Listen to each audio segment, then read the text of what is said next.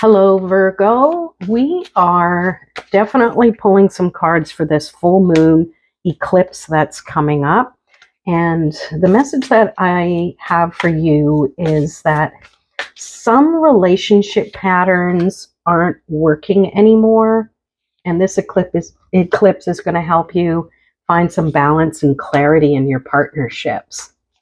I'll pull clarifiers too, but let's just unpack this. We'll start with the Oracle card. We have grounded.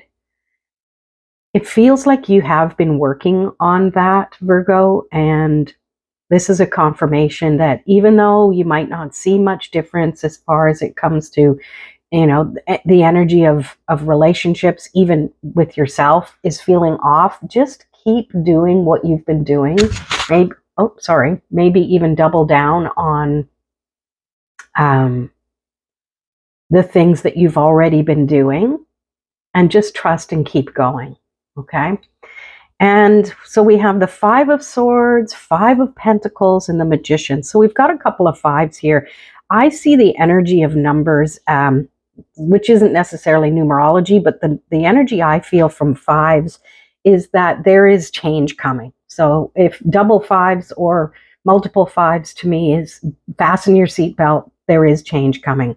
And these two are not the best fives in the deck.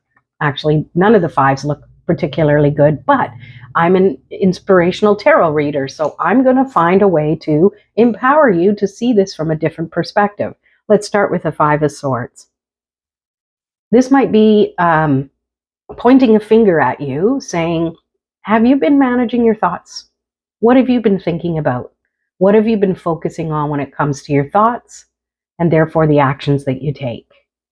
Because if you're focused on feeling less than worthy or feeling like you've been locked out of all of the goodness of life, then we need to address that. Don't you think? I think so. Because as the Magician, they are saying that you have all the tools you need to do.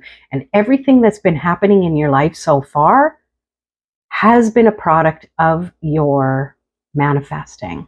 And you might think, no, I wouldn't manifest all this crappy relationships or stuff that's going on in my life. No. But the thing is, if you focus on what you don't want, that's just going to give you more of what you don't want. And I think you already know that. Let's pull some clarifiers here, starting with the Five of Swords. Okay, that one wants to come. Yes, the Fool. Time for a reset. You know what? It's okay to think thoughts like that. We all do. Judgment isn't going to help. Beating yourself up about it isn't going to help. The awareness that you're doing it is all you need, and go, oh, okay, time to shift it. Time to begin again. Come from a different perspective. The Fool reminds you that you can always start over and not from the same place. I don't even like using start over because it makes it sound like you're going to follow the same footsteps. You can start again. You can choose a new path.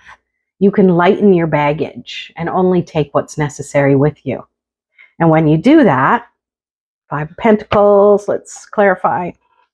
When you do that, you decide how you want to show up. Your spirituality is the key.